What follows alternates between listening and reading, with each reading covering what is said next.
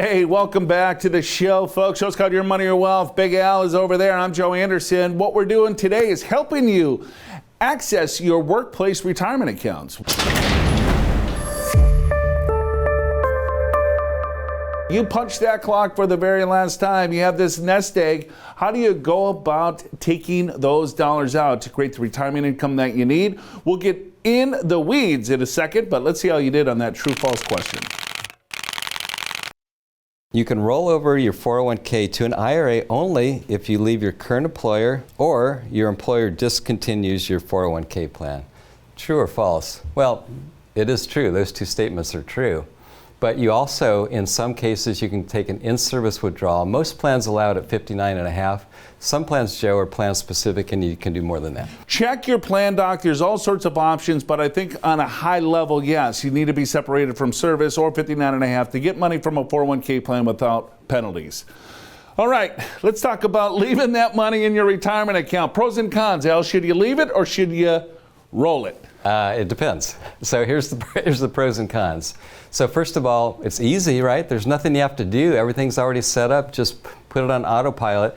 The only thing that changes is you're not adding additional money into it, nor is your employer, but it can still grow, still has the same investments. That's a very easy choice. In some cases, if you're part of a large company, a large 401k, they may have negotiated lower fees, so that can be an advantage.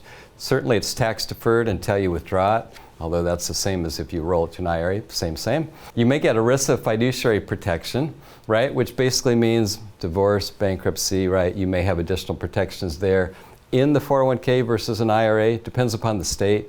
And then the last thing can be pretty advantageous if you're retiring at 55 or later, but earlier than 59.5. If you retire or leave your job and you're 55 years of age, you can actually access those funds as long as they're still in the 401k without the 10% penalty. You will pay taxes, of course, but you won't pay the penalty. But then this is all the other stuff, right? You don't want to have multiple accounts as you age because it's very difficult to control the risk. We've seen accounts, or we've seen individuals that have like 8 or 9 different retirement accounts. It probably makes sense to consolidate that, right? Fund choices today, the costs are really low. So sometimes the cost in a smaller plan could be higher, but I think consolidation for most of you is probably the best bet. Yeah, I think so too, Joe. And then when you think about rolling to an IRA, I do like the fact that all of your accounts are in one place. Much easier to manage.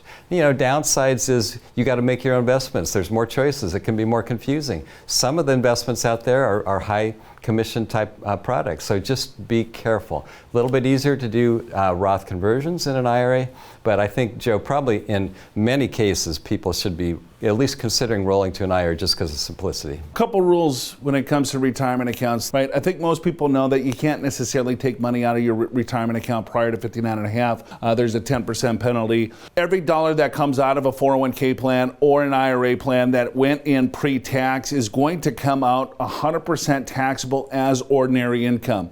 So think of this too. Most people believe that they'll be in a lower tax bracket in retirement, and I believe that to be true for most people. However, for those of you that have saved a lot of money in a retirement account or that you're trying to duplicate your paycheck from your retirement funds, if everything is coming out of a 401k plan, just know it's going to be taxed just like your paycheck. So if I'm trying to replicate my paycheck, just know that, hey, my taxable income could be the same if every dollar comes out of that 401k or IRA. Right? But your RMD is another big issue for some of you that don't like to spend money, that money keeps accumulating in the overall retirement account, and then at a certain age, you're forced to pull that out. And why you're forced to pull it out is because the IRS wants those dollars to get recycled so they can tax it. So the RMDs is another issue, Al, for a lot of individuals. It is, and let's talk about RMDs. So they were 70.5 at one point, then 72. We're currently actually at 73. As long as you turn 72 after December 31st of 2022. And then we're going to be 75 here pretty soon, but 73 right now is the required minimum distribution age. There's charts that tell you how much to withdraw. With each age, you get older and older and older. It's a higher percentage. And what we see with people that have saved a lot of money in these accounts, they end up pulling out more money than they actually need. They're paying taxes on money they don't really need, and in some cases it's pushing up to a pretty high tax bracket. What accounts are subject to RMDs? Just about every retirement account besides a Roth IRA. The Roth IRA is subject to an RMD when it's a beneficiary IRA, when you inherit that Roth IRA. So traditional IRAs, SEPs, Simples, 401ks, 403bs, 457s, TSPs, profit sharing plans, other defined contribution plans. The only account that you're contributing into today that you do not have to take an RMD as you're alive is the Roth. The Roth will still continue to compound tax-free, but that's an IRA. If you have a Roth 401k, potentially you will have a RMD in the Roth 401k, but they're trying to change that rule as well. They are. That's kind of in process. And something else to realize when it comes to required minimum distributions, if you have a whole bunch of IRAs, no problem. You just do one RMD from one account, that's cool. If you've got 6 different 401ks or 403bs or whatever it may be, a combination, you've got to do 6 different RMDs, one from each account. It's another reason why people tend to consolidate and move it to an IRA. All right, we got to take another break, but go to yourmoneyyourwealth.com. Click on that special offer this week, folks, our retirement readiness guide. Are you ready for retirement?